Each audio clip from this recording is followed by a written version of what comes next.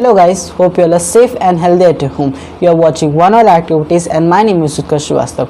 आज हम लोग डिस्कस करेंगे कि जो स्टूडेंट क्लास 9 से क्लास 10 में प्रमोट हुए हैं सर, उनकी क्या स्ट्रैटेजी होनी चाहिए अपनी स्टडीज़ को लेके, जिससे वो अपने बोर्ड एग्ज़ाम में बहुत अच्छे परसेंटेज ला सकें।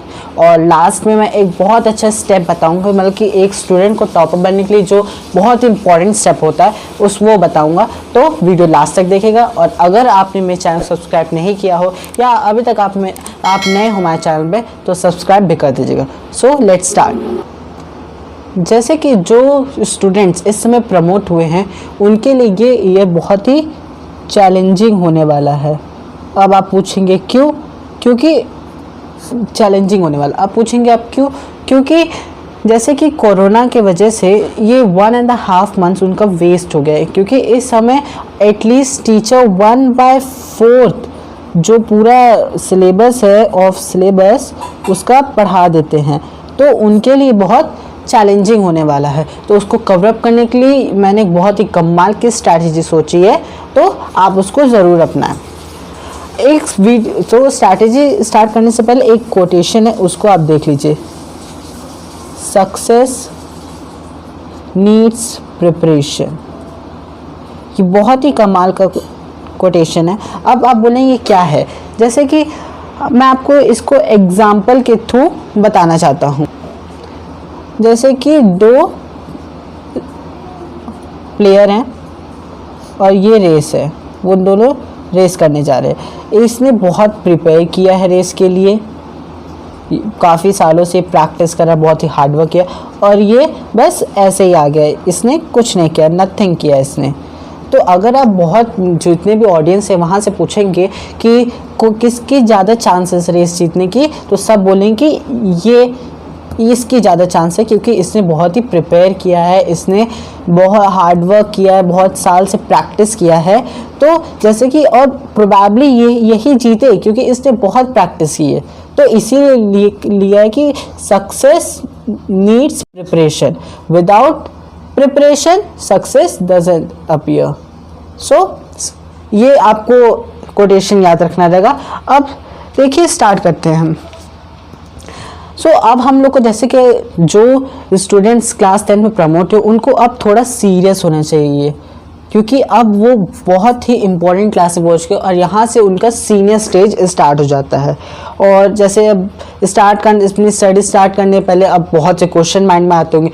पहला ही क्वेश्चन आएगा कि क्या सिलेबस हमारा रिड्यूस हो जाएगा कि नहीं होगा, क्योंकि कोरोना है और हम लोग की स्टडीज़ भी हो रही है, तो क्या हमारा ये रिड्यूस हो जाएगा? तो इसका आंसर होगा नहीं, क्योंकि जो प्रीवियसली जिन्होंने जितना पेपर दिए तो वो उतने में उतना मार्क्स मांगे, उतने पूरे सब्जेक्ट में उनका परसेंटेज है। बट आपका अगर रिड्यूस होगा तो ये आप तो से एक प्रॉफिट होगा, बट अभी तो आपके लिए एक तो डिसएडवांटेज है कोरोना की वजह से, बट अगर वो हो जाएगा तो आपको प्रॉफिट मिल जाएगा, इसलिए वो नहीं होने वाला। अब सेकेंड क्वेश्चन रहेगा क्या प्रोजेक्ट नहीं होंगे? तो ये भी आंसर गलत होगा, क्योंकि प्रोजेक्ट तो होंगे, क्योंकि उसी के बेसिस पे आपको 20 मार्क्स मिलेंगे, बट वो रिड्यूस हो जाएंगे। जैसे पहले आपको बहुत ज़्यादा मिलता था, बट अब वो रिड्यूस हो जाएगा, वो कम हो जाएंगे। और तीसरा बहुत ही इम्पोर्टेंट क्वेश्चन कि क्या जो उनका एग्ज़ाम्स, जैसे मोस्ट प्रोबेबली एग्ज़ाम्स मार्च में होते हैं, तो वो क्या वो हम लोग का डिलेड हो सकता है? क्या वो अप्रैल में हो सकता है? तो उसका आंसर भी होगा नो, क्योंकि मान सकते हैं कि 15 मार्च के बाद स्टार्ट हो, बट वो अप्रैल से स्टार्ट नहीं होगा, क्योंकि आगे भी स्टडीज़ करने के लिए उनको जल्दी से रिजल्ट निकालना पड़ेगा, और उसके बाद जिससे वो 11th क्लास की ज़्यादा मिस ना करे, इसलिए उनको उस पर भी ध्यान रखना हो। इसलिए तो तीनों क्वेश्चन बहुत इंपॉर्टेंट थे जो आपके माइंड में चल रहे थे, तो मैंने इसको क्लियर कर दिया। अब आता है कि हाउ टू स्टडी। जैसे कि बहुत लोग क्वेश्चन पूछते हैं कि कितने घंटे पढ़ना चाहिए हमें एक दिन में, तो उसका आंसर है अगर आप मतलब कि अभी बिल्कुल नहीं पढ़ रहे हो तो आप पहले दिन या एक वीक तक आप 1 घंटा पढ़ें, फिर 2 घंटा, फिर 3 घंटा, फिर 4 घंटा, इस तरह आप बढ़ाएं। नहीं तो अगर आप एक बार में ही जैसे आप बोले कि आज मैं 6 घंटा पढ़ूंगा, फिर कल आप फिर 6 घंटा पढ़ना, फिर तीसरे दिन आप पढ़ते पढ़ते बहुत बोर हो जाएंगे और फिर ये प्लान हटा देंगे, उसके बाद आप पढ़ना छोड़ देंगे। तो आप धीरे धीरे इंक्रीज करिए।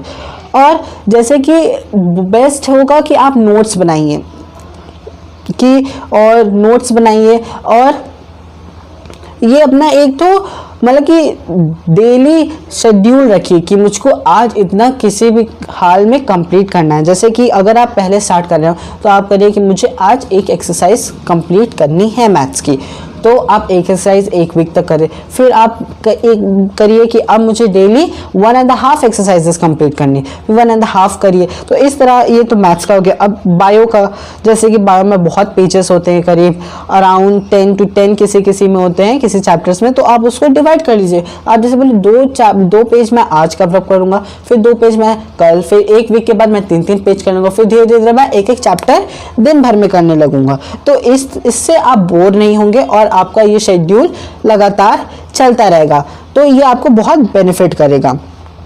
अब हमारी स्ट्रैटेजी क्या होनी चाहिए, ये बहुत इंपॉर्टेंट है, क्योंकि जैसे कोरोना है तो हमारा मान लीजिए आप 1.5 मंथ्स वेस्ट हो गया, और इसमें टीचर्स बहुत ज़्यादा पढ़ा देते हैं। और अगर जब जैसे अगस्त या सितंबर में भी क्या इसमें अगर स्कूल खुलेगा तो जितने भी टीचर हैं बहुत हरी अप करने लगे। वही जो आपको पहले वो 30 मिनट्स में पढ़ाते थे, अब वो आपको 15 to 20 मिनट से पढ़ा के हटा देंगे, भले आपको वो समझ में आए या ना आए। तो अब हम लोग को क्या करना है कि ज़्यादातर सेल्फ स्टडी करनी है। और अगर आप जैसे सेल्फ स्टडी करे रहेंगे, फिर जब आप क्लास में वही लेक्चर अटेंड करेंगे तो आपको तो सारा चीज़ आता रहेगा, तो आप में अंदर एक्साइटमेंट होगी कि, और जैसे कि ऐसा होता है कि आप मेरे फ्रेंड को होता है हाँ देखना अब ये पढ़ाएंगे, देखना अभी इसका मतलब ये होता है, अब इस तरह सॉल्व होगा, तो आपके अंदर बहुत ज़्यादा एक्साइटमेंट आएगी कि हाँ मुझे तो सब तैयार है, तो मैं तो आराम से ईजिली कर लूँ। और अगर आपको ब्लैक बोर्ड में टीचर बुलाते हैं कोई सॉल्व करने, तो आप वो ईजिली कर लेंगे, आपको कोई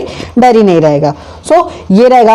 अब देखिए, हम लोग को जब तक स्कूल नहीं खोल रहे तब तक हमें अप्रॉक्स ज़्यादा से ज़्यादा 40% जो सिलेबस है उसको कंप्लीट करना है, कैसे भी करके। क्योंकि क्यों मैं 40% कह रहा हूँ, क्योंकि अगर जब ये हमारा 40% हो जाएगा तो केवल हमें 60% बाकी रहेगा। तो 60% हम लोग एटलीस्ट 5 to 4 मंथ्स में हम लोग कंप्लीट कर सकते हैं। तो 40% कंप्लीट कर लें हम लोग जब तक स्कूल नहीं खुल रहे। उसके बाद हमको नवंबर तक हमें अपना पूरा सिलेबस कंप्लीट करना है, जिससे जब दिसंबर में हमारा प्री बोर्ड होता है तो हम उसको एकदम अपना बोर्ड की तरह दे और सब चीज़ प्रिपेयर्ड रखे।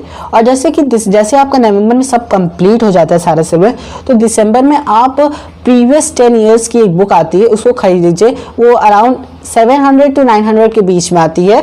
तो उससे आपको पता चलेगा कि किस टाइप के क्वेश्चंस आते हैं, किस टाइप से वो क्वेश्चन पूछ सकते हैं काउंसिल, तो उससे आपको एक आइडिया मिल जाएगा। और ये ज़्यादातर है कि वो वही क्वेश्चंस आते हैं, मतलब कि जो 10 ईयर्स पिछले 10 ईयर्स उसी में से कुछ रिलेटेड क्वेश्चन आते हैं। जैसे कि अगर पहले आया होगा when this particular incident happened, तो किसी में आएगा how this particular incident happened. तो इस तरह से क्वेश्चन आप समझ जाएंगे कि किस तरह आता है। और जैसे फिजिक्स, केमिस्ट्री इन सब का हो गया, तो आपको पता चलेगा किस तरह से आपको आंसर लिखना है। तो बहुत ही अच्छी ट्रिक। फिर जब आपका जान में कंप्लीट हो जाएगा, उसके बाद जो मोस्ट इम्पॉर्टेंट है, तो जो एक टॉपर, एक कॉमन स्टूडेंट को टॉपर बनाता है, वो उसके लिए केवल 2 पॉइंट रहता है। कोई खास उसका वो नहीं रहता है, उससे केवल 2 पॉइंट रहता है। पहला रहता है रिवीजन, जो टॉपर्स रहते हैं वो हमेशा रिवीजन करते हैं। और सेकंड रहता है नोट्स बहुत इंपॉर्टेंट है अगर आप क्लास 10 के लिए अपीयर कर रहे हैं, क्योंकि एट लास्ट में जब आपका बोर्ड होगा तब पूरी बुक आएगी। तो it's next level to impossible कि आप उसको, अगर जैसे कि आपको केवल एक दिन का गैप मिले, ऐसा होगा नहीं, बट मान के चलिए अगर आपको एक दिन का गैप में मिलता है, जैसे इस बार आप देख सकते हैं कि जो इस समय फिजिक्स का था वो केवल एक दिन का गैप था। 11 को उनका हिस्ट्री था जो इस समय क्लास 11 में प्रमोट होंगे, और 13 को ही उनका फिजिक्स हो, केवल एक दिन का गैप था। तो ये बहुत डिफिकल्ट होता है कि वो पूरी बुक आप कवर अप कर सके केवल एक दिन में, या रिवाइज कर सके। तो अगर आप रिवीजन करते रहेंगे तो आपको फटाक से वो सब तो आते रहे। और नोट्स क्या इंपॉर्टेंट है वो मैं बताऊंगा। जैसे कि आपने एक चैप्टर पढ़ा, उसका आप 4 to 5 पेजेस का नोट्स बना लीजिए, फिर उसको पढ़िए नोट्स को, फिर उसका जो आपको उसमें से इंपॉर्टेंट लगे फिर उसका 2 to 3 पेजेस बना लीजिए नोट्स। तो इससे क्या रहेगा, आपको पता रहेगा हाँ ये इंपॉर्टेंट है। तो लास्ट जब आपके पास कुछ घंटे बाकी रहे तो आप वही पढ़िए, जिससे आपका बहुत अच्छे से रिवीजन भी हो जाएगा। तो रिवीजन और नोट्स ही हैं जो एक कॉमन स्टूडेंट को एक टॉपर बनाता है। तो ये बहुत इंपॉर्टेंट, ये दोनों आप करते रहिए हमेशा। तो अगर आपको मेरा वीडियो अच्छा लगे तो give me a thumbs up, subscribe to my channel और बेल आइकन भी क्लिक कर दीजिएगा, जिससे मैं जब भी अपनी नेक्स्ट वीडियो अपलोड करूं आप में नोटिफिकेशन आ जाए। Be safe and healthy at home. आगे अब हम लोग सारे सिलेबस मतलब कि जितने भी सब्जेक्ट्स हैं उनके में कैसे उनको पढ़ना है वो मैं बताऊंगा। सो बी हेल्दी और थैंक यू।